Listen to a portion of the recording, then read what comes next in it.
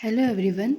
तो आज day 10th है। कल मैंने गलती से डे 10th बोल दिया था, पर कल डे 9 था। आज है डे 10th। आज हम पढ़ेंगे प्रायोरिटी सेक्टर लैंडिंग के बारे में। हमने कल पढ़ी कि कुछ बैंक से उनको पीएसएल टारगेट्स पूरे करने पड़ते हैं। वो पीएसएल टारगेट होता क्या है वो हम इसमें पढ़ेंगे। ये नॉर्मल लैंग्वेज में है, पर सिंपल ये है कि आरबीआई जो होता है वो बोलता है एक बैंक को कि अगर आप 100 रुपये लोन दे रहे हो लोगों को, तो ऐसा नहीं करो कि आप बड़े बड़े लोगों को लोन दे के अच्छा खासा मुनाफा कर लो, पर आपको कुछ स्पेसिफिक कुछ लोगों को लैंडिंग देनी पड़ेगी। लैंडिंग मतलब लोन देना पड़ेगा, जैसे एग्रीकल्चर और बहुत सारे sectors. Basically this is meant for all round development of the economy apart from only focusing on the financial sector। वही सेम बात कि एक ही चीज़ें फोकस करते हुए सारे डेवलपमेंट चीज़ों पे फोकस करना, उनकी इकोनॉमी को बढ़ाना, इसलिए पीएसएल टारगेट बनाया गया है आरबीआई के द्वारा।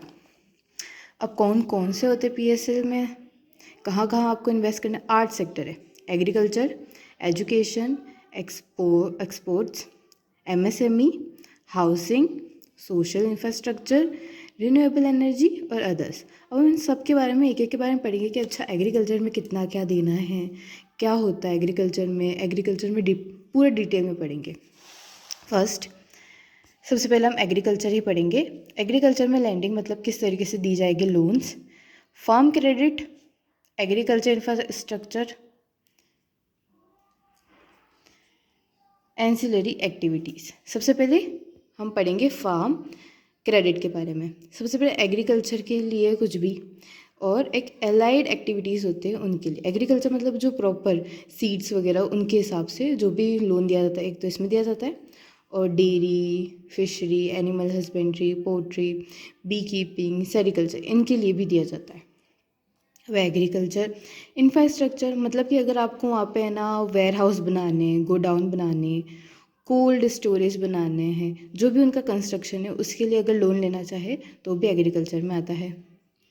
एंसिलरी एक्टिविटीज़ मतलब कि आपको है ना एग्री क्लिनिक खोलना है, एग्री बिजनेस सेंटर खोलना है, जहाँ पे हमको एक मतलब फार्मर्स को बताते हैं कि कैसे बिजनेस करना चाहिए। क्लिनिक मतलब कि वहाँ की जो है ना फर्टिलाइज, ये सारी चीज़ें वहाँ पे प्रोवाइड की जाती है, मेडिसिन वगैरह जो एग्री में यूज़ होती है। ठीक है, ये हमने पढ़ा एग्रीकल्चर के लिए। Now education. एजुकेशन के अंदर अगर आप किसी को लोन दे रहे हो 20 लाख के अंदर अंदर तक, तो वो पीएसएल टारगेट में आता है। मतलब आप लोन तो कितना भी दे सकते हो, पर अगर 20 लाख के अंदर दे रहे हो तो पीएसएल टारगेट के अंदर है। अब हम एमएसएमई के बारे में पढ़ेंगे। अब एमएसएमई अलग अलग कंपनीज होती है, किसी को माइक्रो कंपनी बोलते हैं, किसी को स्मॉल कंपनी बोलते हैं, किसी को मीडियम कंपनी बोलते हैं। अब हम किन बिहाफ में बोलते हैं, तो ये इस बिहाफ में बोलते हैं माइक्रो। सबसे पहले माइक्रो कंपनी उसको बोला जाएगा या फिर इंटरप्राइजेज उसको बोला जाएगा जिसकी इन्वेस्टमेंट है 2.5 करोड़ और एनुअल टर्नओवर है 10 करोड़ का। स्मॉल के लिए 25 crore investment, 100 crore annual turnover. Medium के लिए 125 करोड़ है इन्वेस्टमेंट और 500 करोड़ है सिंपल टर्नओवर, एनुअल टर्नओवर। ठीक है। Now all loans to unit in the khadi and village industrial sector, जो भी विलेज के इंडस्ट्रियल सेक्टर में अगर लोन दिए जाएंगे वो सारे कितने भी पैसे के लोन प्रायोरिटी सेक्टर के अंदर आएंगे। और 50 करोड़ का अगर लोन देते हैं किसी भी स्टार्टअप को, वो भी प्रायोरिटी सेक्टर के अंदर। लोन आप कितना भी दे सकते हो, पर प्रायोरिटी सेक्टर के अंदर कौन सा आता है वो हम पढ़ रहे हैं। नाउ हाउसिंग में हम कितने लोन देंगे कि वो प्रायोरिटी सेक्टर में आएंगे। अगर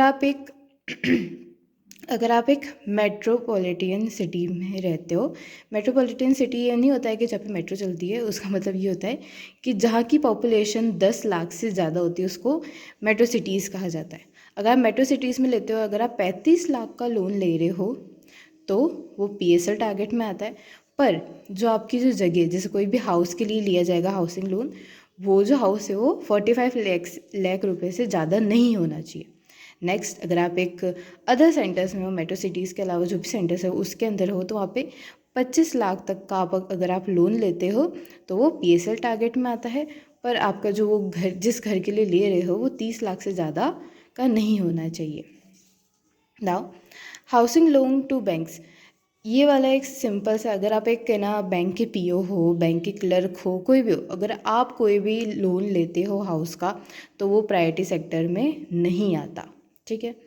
now loan up to 10 lakh in metro cities and 6 lakh in other centres for repair to damage. अगर आपको रिपेयर ही कराना है, इसके अंदर पूरा बनाना है, उसके अंदर आपको सब रिपेयर कराना है, तो मेट्रो सिटीज़ के लिए 10 लाख का है और 6 लाख का है अदर सेंटर्स के लिए, ठीक है। आप लोन कितना भी ले सकते हो, पर 10 लाख अगर आप लेते हो तो वो प्रायोरिटी सेक्टर में आएगा, 6 लाख लेते हो रूरल से तो प्रायोरिटी सेक्टर में आएगा, ठीक है। अभी हमने 3 पढ़े, 4 पढ़े। नाउ सोशल इंफ्रास्ट्रक्चर, अगर आपने लोन लिया कि चलो हमको है ना स्कूल बनाना है, ड्रिंकिंग वाटर फैसिलिटीज़ बनानी है, सैनिटेशन फैसिलिटी बनानी है, तो उसके लिए अगर आप 5 करोड़ तक का लोन लेते हो तो वो आता है पीएसएल टारगेट में।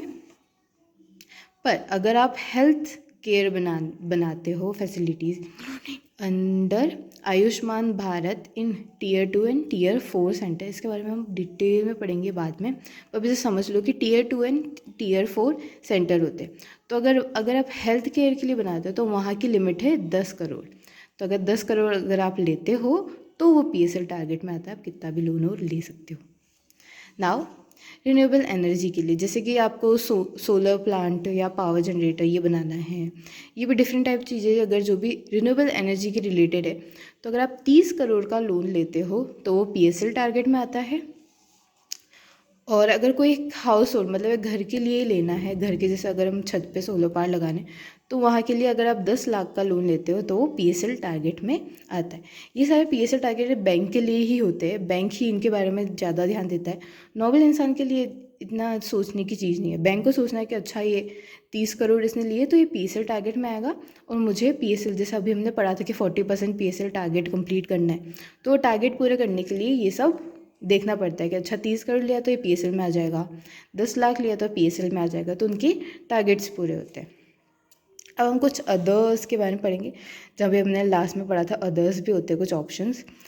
तो हमने यहाँ पे देखा इंडिविजुअल मेंबर्स एसएचजी और जेएलजी, इसको हम डिटेल में अभी पढ़ेंगे। जस्ट अगर एक रूरल एरिया के एसएचजी और जेएलजी है तो 1 लाख रुपए का आप लोन लोगे तो पीसीएल में आएगा, और अगर अर्बन से हो तो 1.6 लाख का लोगे तो पीएसएल में आएगा, ठीक है।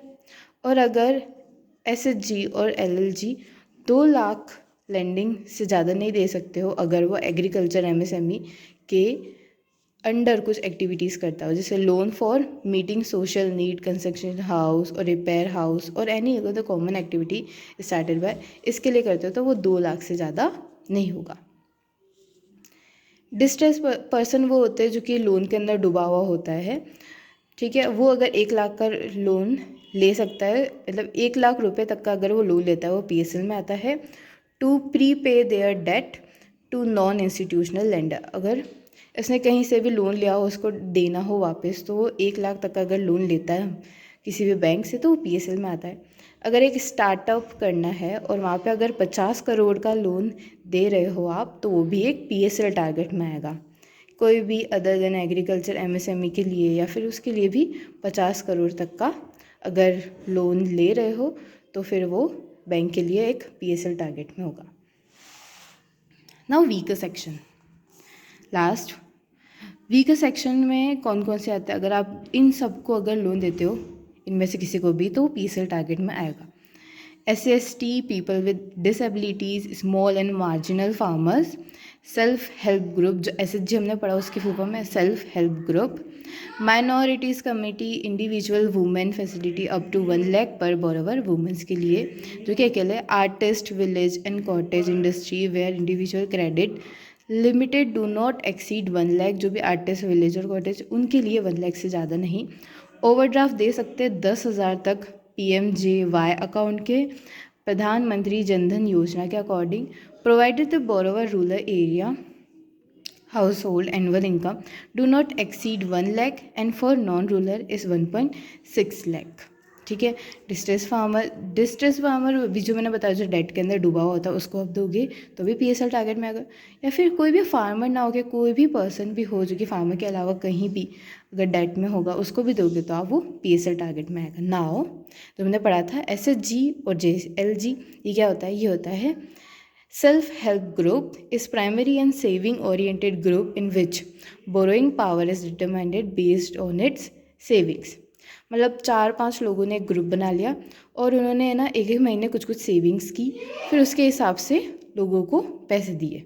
ठीक है, अपने सेविंग पे डिपेंड करता है। जैसे कि हम नॉर्मल एक देखते हैं किटी पार्टीज एंड ऑल, वो सेम वो जो होता है वो SHG होता है। और अगर JLG है, मतलब joint liability group is credit oriented group which is primary form to avail loan from the bank formal credit institute. ये बनता है और फिर ये लोन लिया जाता है उसके बाद में। और इसके अंदर जो भी ग्रुप के मतलब 10 से 20 जो भी ग्रुप है उन सबको लोन देना होगा। ठीक है, ये होता है ग्रुप जो कि लोन लेता है। ये खुद से ही अपने हिसाब से पैसे करते हैं। सेविंग्स पे ज़्यादा होता है और ये लोन लेके फिर लौटाता है। ठीक है, तो आज हमने PSL पूरा पढ़ लिया, सारे फॉर्म्स पढ़ लिए।